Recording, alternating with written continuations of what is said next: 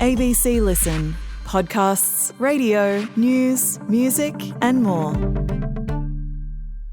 Hi, I'm Julia Baird. And I'm Jeremy Fernandez. And this week on Not Stupid, Donald Trump is in the White House. There's plenty of talk about Melania's hat and... What was Elon Musk doing with his right hand? Look for Not Stupid on the ABC Listen app.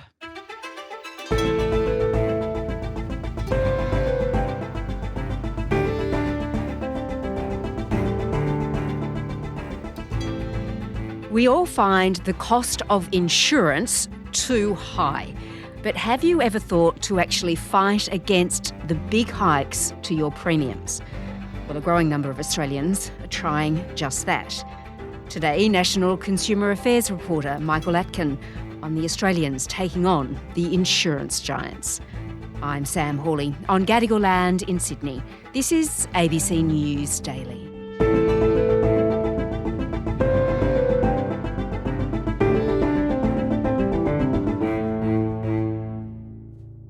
Michael, we know that pretty much everything goes up in price over time, but, well, that really does apply to insurance, doesn't it? It just keeps going up. It sure does. In the year to November, insurance premiums across the board have jumped 11%, and that's off highs of between 14 and 16% in annual rises through much of the last couple of years. And we've all experienced the increase in insurance costs for homes, for cars, but in some cases it's actually shocking.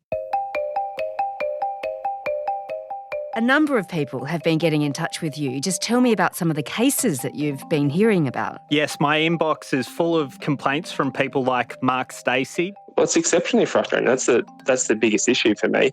I feel like if they can give me some information, then I can sort of plan on that. It wasn't until I went to the regulator they got some sort of skyrocket of information about what they were doing. But they're really just hiding behind closed doors, all this information, it feels like. So Mark is a 41-year-old maths teacher who lives in Research, about 30 k's northeast of Melbourne. We live, I guess, on the fringe of where the suburbs start to meet the bush. So we've got sort of bushland on one side of our property and then sort of suburbia. It's a location that comes with cracking views, but also with a bushfire risk. Mm-hmm. And he hasn't experienced any fires since he's lived there, but his insurance bill with Amy has increased by about 75% in 2 years. Wow. So substantial. And he says that's occurred even though he's undertaken major building work to try and address that bushfire risk. We did a big renovation in 2019 where it was almost entirely a rebuild in the end. And there's a few different levels of what they call bushfire attack level in Australia. Our home was certified as needing to be meeting the bushfire attack level 29, but we wanted to go above and beyond to give ourselves a bit extra security there. And so we built to a bushfire attack level 40. And when I look around the district, our place is far above and beyond what other people are doing to protect their place from fire. So we're doing all the hard yards here, but the insurers don't seem to take that into account at all. And they just give us a generic bushfire risk assessment, it feels like. Such a huge increase, and Mark is not the only one, is he? No, this is a very, very common story, unfortunately. So one story that really stood out to me was a bloke from Canberra, a retiree by the name of Warren Vant. He was convinced that Coles Insurance had made a terrible mistake when he got his bill shock renewal notice. His home insurance premium had gone up by 109%. And he couldn't believe it because he'd been in his 1970s brick veneer house for almost 40 years. So that's 40-something years, 44 years, no claims. And I guess we're sort of in a location where it'd be very unlikely we'd suffer bushfires, and Canberra's designed so that we're supposed to withstand 2 100-year floods. So flood and fires aren't a risk for us as far as I can see. He sought an explanation from Australia's biggest general insurer, IAG, about why his insurance with Coles Insurance had soared from $440 to $925. And he, wasn't happy with what he got back. They gave him quite a generalised response, telling him, well, it was the increased cost of natural disasters and rising costs across the industry, and cited general factors like recent modelling, insurance trends and other commercial considerations. When they came back and just told me it was, market conditions and different things, I suppose I was angry about their attitude to that because, they weren't forthcoming. I didn't think that there were genuine reasons they were giving me. They were just sort of, giving me a bureaucratic response. He was saying, well, hang on, I know these things are occurring. I want to know why this is happening to me at my particular property. And he said he would have accepted an increase of in the range of 30%, but 109% he just couldn't stomach. I was expecting that everyone in Kaleen their premiums would be going up by 100% plus. But, I knew that was not the case. I could see no reason that our risk profile had changed.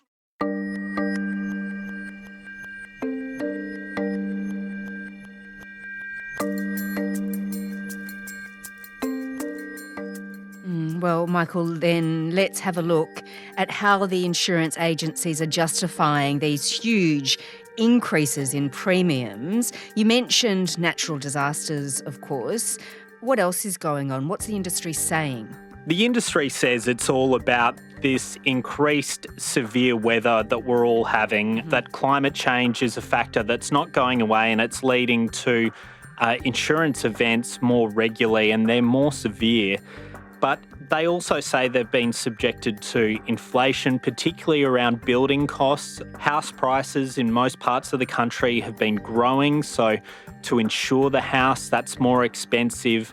And the cost of reinsurance, so insurance for the insurers when something big happens, that's been increasing as well. But crucially, I think consumer groups and industry experts also say there is a competition problem with this sector, that while there are lots of insurance brands in the market is dominated by major players like IAG, Suncorp, QBE and Allianz.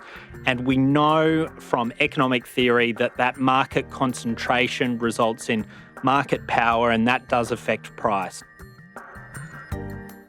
So costs are increasing for the insurers, but it's not like they're not making a profit, right? Although on the flip side of that, that's important too, isn't it? Because you need them to have the money to pay out to customers if they actually need it. That's right. I think we all want a viable insurance industry, but what people tell me is that they don't want to see excessive profits. If we just look at a few of the recent examples, IAG's insurance profit jumped 79% to $1.4 billion last financial year, and its underlying insurance earnings are up 27%. So that's a crucial figure that tells you how well they're doing on their insurance margins. Now, the insurance industry says that may be the case for profit margins, but when you have a look at home insurance, there's been substantial losses in recent years, and that's certainly the case leading up to about 2023. It's been very volatile. But I've had a look at last year's figures, and up to the September quarter, they show that the industry actually made profits of more than $760 million in home insurance. So that volatility has been turning around in a very positive way recently for the industry.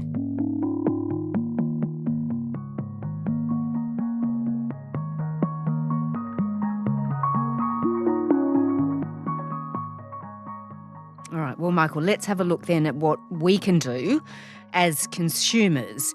Is there any action we can take if we receive a bill and it is so much bigger than the previous years? Apart from shopping around, I thought the answer to this was no. And there is one avenue that people have been trying to take. One big hope that people had was taking on their insurer by going to the Australian Financial Complaints Authority.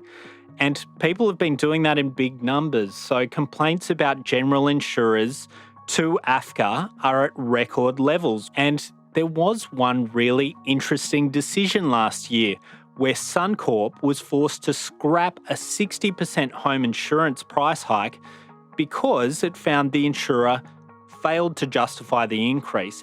That is really interesting because insurers have not been required to justify their premium increases, and they were questioning whether this might set an industry precedent. But as is often the case, it wasn't that simple. Yeah, because you've actually found that while that was one case, the financial ombudsman isn't taking on lots and lots of others. That's right. So Mark Stacey, who I mentioned earlier, tried to take on his insurer over his 75% price rise. And it was only when he went to the Ombudsman that the insurer actually gave him more information about why his premiums had increased. In 23, they said it was due to it doing a pricing review and finding that actually they had more increased costs due to natural disasters and increased claims costs, and the price of insurance for them had increased and the price of insuring his house had increased. But this year, they said it was a change in information about the bushfire risk. And that was the first time he said he'd heard that information. Despite that, the Ombudsman refused to take on his case. They found that he had not demonstrated that the premium was incorrectly applied. And this comes down to the Ombudsman has really strict rules about whether you can take on your insurer over a premium increase. They can only consider if the premium's been incorrectly calculated, whether there's been some kind of non-disclosure or a breach of the law or some kind of misrepresentation. That's frustrated people like Mark and consumer groups because they argue, well, the insurer doesn't disclose how they calculate these premiums, and how can we prove that the premium's been incorrectly calculated when we don't know what goes into this mysterious black box of algorithms that the insurer's using to create the premium? They should have to explain year on year why they're making big changes. But I'm concerned that because they don't have to provide that information every year, and they can just say that everything's commercial in confidence and not provide any real justification and get away with it year on year.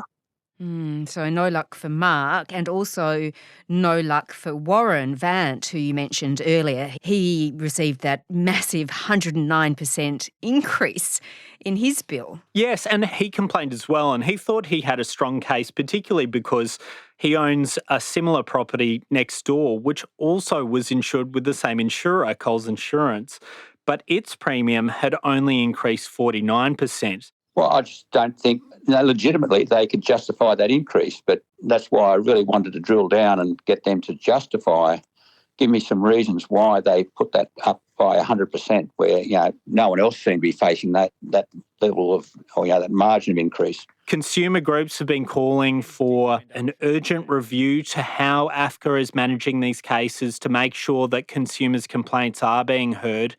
And following our story, quite incredibly, the Financial Ombudsman announced it would conduct a review on how it's managing these cases. Well, that's a good thing. But in the meantime, if the Ombudsman can't help us, what else can we possibly do? Well, unfortunately, it's up to people to go through the slow grind of shopping around. And that's not that easy at the moment. And one of the ideas that consumer groups and the ACCC has called for is a government-funded comparison website to be set up to make it easier to shop around. One of the things that's really interesting is some experts believe that the government should consider introducing a reinsurance pool, which would basically provide insurance to the insurers, some sort of removal of some of the risk, the financial risk for the insurance industry. I think also, if you're not happy with the current insurance system, you can write to your local Member of Parliament and write to the federal government about it. This is a hot button topic, and the federal government has a task force inside the Prime Minister's office working on the specific issue of affordability of insurance.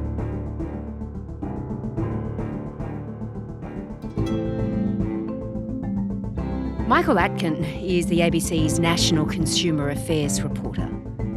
This episode was produced by Sydney Peed, Cara Jensen-McKinnon and Sam Dunn. Audio production by Anna John. Our supervising producer is David Cody.